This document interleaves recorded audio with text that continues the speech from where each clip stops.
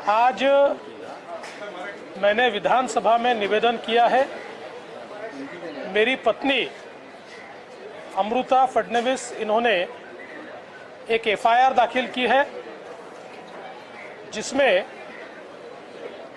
उनके माध्यम से भ्रष्टाचार करके और ब्लैकमेल करके दबाव बनाकर किस प्रकार से अपनी केसेस वापस लेना, भ्रष्टाचार करना, इसकी कोशिश की गई, इसके बारे में एफआईआर है। अनिल जयसिंघानी ये एक बुकी है जो पिछले करीब 4 से 5 सालों से एब्सकॉन्डिंग है। देश के भिन्न भिन्न राज्यों में उनके ऊपर 14 केसेस चल रही है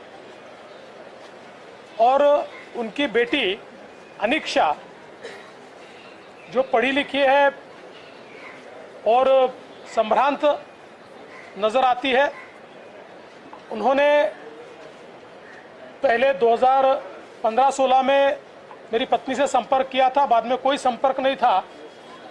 और जिस समय महाराष्ट्र में एमवीए की सरकार आई, उसके बाद 2021 से वो वापस मेरी पत्नी के संपर्क में आई। उस समय उन्होंने ये बताया कि मैं ड्रेस डिज़ाइनर हूँ, मैं ड्रेस डिज़ाइन करती हूँ, आप मेरे ड्रेसेस पहनिए। मैं आर्टिफिशियल ज्वेलरी का काम करती हूँ। और धीरे धीरे मेरे पत्नी का विश्वास संपादित करने की कोशिश की।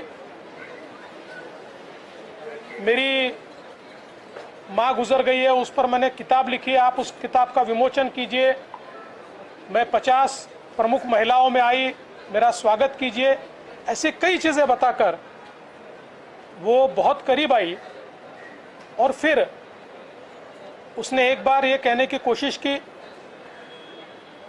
कि मेरे जो पिताजी है वो पुलिस को इन्फॉर्म करते थे, बुकीज को पकड़ कर देते थे और उसके बदले में पैसा मिलता था और ये काम में आप मुझे मदद कीजिए। और ये बोलना उसने शुरू किया। जैसे सरकार बदली और हमारी सरकार आई, उस समय ये बोलना शुरू किया तो मेरी पत्नी ने बहुत स्पष्ट रूप से कहा कि हमारा काम नहीं है। फिर उसने कहा मेरे पिता को फंसाया गया है, उनके ऊपर गलत केसेस लगाए गए हैं। तब मेरी पत्नी ने बहुत स्पष्ट शब्दों में कहा कि आपको अगर फंसाया गया तो आप एक निवेदन डीसीएम को दीजिए, वे उस पर देखेंगे। लेकिन धीरे धीरे ऐसा ध्यान में आया कि ये कुछ गलत काम कर रही है और फिर उसने एक दिन ये कहा कि मेरे पिताजी को छुड़ाने के लिए हम 1 करोड़ रुपया लेने को तैयार है।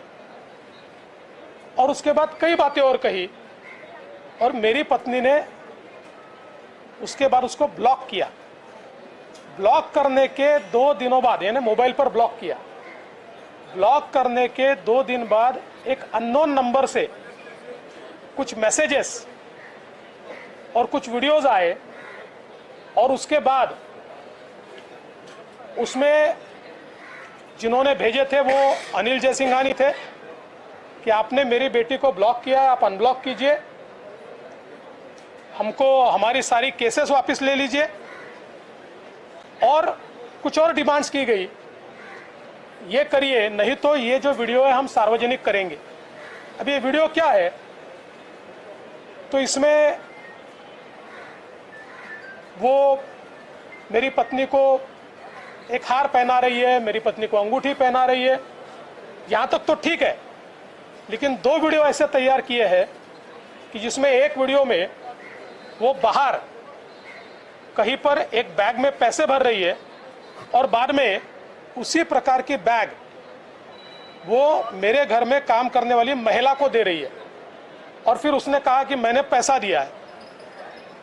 जैसे ही ये सारे वीडियोस आए, तुरंत मैंने एफआईआर करवाई और एफआईआर करवा के ये सारे वीडियो फॉरेंसिक जांच को भेज दिए और पुलिस के कहे अनुसार हमने उनको एंगेज करना शुरू किया, क्योंकि अनिल जयसिंघानी ये फरार थे।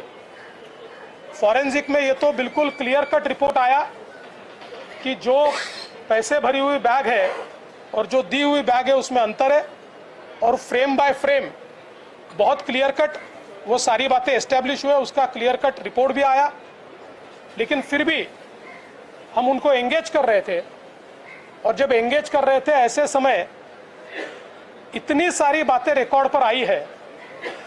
कई नेताओं के नाम आए हैं, कुछ अधिकारियों के नाम आए हैं, और ऐसा मानना है कि शायद एमवीए की सरकार में अपनी केसेस वापस लेने के लिए इस कॉन्स्पिरेसी की शुरुआत उन्होंने की थी, और सरकार बदल गई तब उनके ध्यान में आया कि अब ब्लैकमेल करके हम अपनी केसेस वापस ले सकते हैं। इसमें ये जो एफआईआर हुई थी उसके बाद ये सारी चीज़ें हम लोगों ने रिकॉर्ड पर लाई, उसी समय लाई। एफआईआर इसलिए डिक्लेयर नहीं किया था क्योंकि ये जो एब्सकॉन्डिंग व्यक्ति था इसको पकड़ना था, इसके साथ एंगेज कर रहे थे, क्योंकि ये वीपीएन से बात करता था, ये नंबर से बात नहीं करता था। इसलिए ये सारी चीज़ें जैसे जैसे बाहर आई, किंतु चूंकि एफआईआर हुआ था और वो एफआईआर होने के 2 दिन में कोर्ट भेजना पड़ता है, इसलिए उसकी एक खबर आई, और खबर आने के बाद उसके ऊपर कार्रवाई तो हुई, लेकिन अभी भी ये व्यक्ति छपड़ा नहीं है। शायद इसके कारण वो अलर्ट हुआ है, पर पुलिस उसको ढूंढ रही है। लेकिन मैं ऐसा मानता हूं कि राजनीति में ये बहुत ही निचला स्तर है। मैं किसी के ऊपर अभी आरोप नहीं करता, क्योंकि उस व्यक्ति ने ऐसे ऐसे लोगों के नाम लिए हैं, तो उसमें से कितनी चीज़ें सच है और कितनी झूठ है, ये सारी चीज़ें तफ्तीश के बाद ही ध्यान में आएगी। लेकिन उसने मुंबई के एक पुराने पुलिस कमिश्नर का भी नाम लिया हुआ है, और मैं उसके बारे में ज़्यादा नहीं कहूँगा।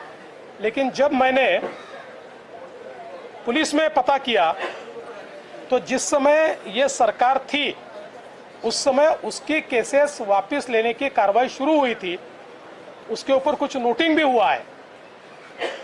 तो मुझे लगता है कि कुल मिलाकर ये जो कॉन्स्पिरेसी है, ये व्यक्ति जब छपड़ेगा तो पूरी कॉन्स्पिरेसी बाहर आएगी। और अभी पुलिस ने कुछ छापे मारे, कुछ कार्रवाइयाँ की है। मैं इससे ज़्यादा इसलिए नहीं बोलना चाहता कि पुलिस की तफ्तीश में मैं ज़्यादा दखलंदाजी नहीं करना चाहता, किंतु मुझे लगता है कि जो मैं लगातार कह रहा था कि जिस समय पुरानी सरकार थी कुछ प्रयास किए जा रहे थे, वो तो अलग प्रयास थे, एक नया प्रयास ये सामने आया है, और इसके एविडेंस जैसे ही मुझे मिलेंगे तो मैं बाकी बचे हुए एविडेंस भी आपके सामने लाऊंगा। कुछ चीज़ें चार्जशीट के माध्यम से आएगी, तब आपको मिलेगी। मराठीमध्ये मी सभागृहात निवेदन केलेलं आहे। हिंदीत झालं नव्हतं म्हणून हिंदीच्या सगळ्या पत्रकारांची विनंती होती की हिंदीत निवेदन करावं, म्हणून मी हिंदीत निवेदन केलं आहे। आणि राजकीय कट वाटतो, यामध्ये राजकीय कट आहे, राजकीय कट आहे, असं आहे। राजकीय कट आहे की नाही हे लवकरच ठरेल। इतक्या वेगवेगळ्या लोकांचे नावं घेतले आहेत, पण एकीकडे प्रायव्हेटली ते सांगतात की यांनी सांगितलं, मग इनडायरेक्टली परत मेसेज पाठवतात की तुम्ही म्हणाल त्याचं नाव घेऊ। याचा अर्थ अशा लोकांवर विश्वास ठेवता येत नाही, आणि म्हणून जोपर्यंत पुरावा हाती येत नाही तोपर्यंत त्या संदर्भात मी बोलणार नाही। सुप्रीम कोर्टामध्ये वायरल हो गए थे, और इससे पहले भी एक पूर्व मंत्री ने आप पर कुछ आरोप लगाए थे। उस केस से इस केस का कुछ लिंक है क्या? उस केस से इसका कोई ताल्लुकात दिखता नहीं है। सर, सुप्रीम कोर्टामध्ये तो देखिए, ऐसा है, उन्होंने कई लोगों के नाम लिए हैं, इसका मतलब वो सच है या नहीं है, इसकी तफ्तीश किए बिना तो नहीं किया जा सकता। कल को कोई हमारा नाम ले ले तो थोड़ी हम कोई दोषी होते, इसलिए इसकी तफ्तीश होगी। जो बातें उन्होंने कही है, क्योंकि हम लोग तो एंगेज कर रहे थे, तो एंगेज करने में कुछ बातें उन्होंने मोबाइल पर कही है, कुछ उनकी बेटी ने प्राइवेटली कही है, उसको भी हमने उसी समय पुलिस को बताया है। तो ये पूरी केस डायरी चल रही थी, ये थोड़ा और समय शायद मिल जाता तो ये व्यक्ति भी हाथ में आ जाता। सर कपिल सिब्बल यांनी सुप्रीम कोर्ट नहीं, मुझे अभी अभी उसका अपडेट नहीं। सर कपिल सिब्बल यांनी सुप्रीम कोर्टामध्ये एक युक्तिवाद केला, त्यात ते म्हणाले, देखिए मैं इसके बारे में इससे ज़्यादा नहीं बोलना चाहता। आप भी इसमें अटकलें मत लगाइए, जल्दी कई चीज़ें बाहर आएगी और चार्जशीट में तो बहुत ज़्यादा चीज़ें आएगी, क्योंकि कुछ फॉरेंसिक रिपोर्ट आए हैं, कुछ आने बाकी है। कैसे वीडियो में पीछे से आवाज़ लगाई गई, ये चीज़ें भी ध्यान में आ रही है, तो ये सारी चीज़ें जल्दी बाहर आएगी। सर बेईमानी एक सवाल ये है, क्या वाकई में सिर्फ केसेस से छुटकारा पाना? विधायक है, कोई पद पर है। आप मुझे लगातार अलग अलग तरीके से वही प्रश्न पूछ रहे हैं। मैं बहुत जिम्मेदार नेता हूँ, इसलिए मैंने किसी का भी नाम लेने से पहले, कोई अपराधी किसी का नाम लेता है इसलिए वो नाम मैं यहाँ पर लूँ, ये गलत बात होगी। हाँ, उसमें अगर कोई भी सुराग मिलेगा तो नाम मैं पक्का लूँगा। नमस्कार, मैं हूं मानक गुप्ता। अगर आपको हमारा ये वीडियो पसंद आया हो तो इसे लाइक और शेयर जरूर करें, और हां, हमें सब्सक्राइब और फॉलो करना ना भूलें, ताकि आप देश और दुनिया की कोई खबर मिस ना करें। तो जुड़े रहिए हमारे साथ और देखते रहिए News 24।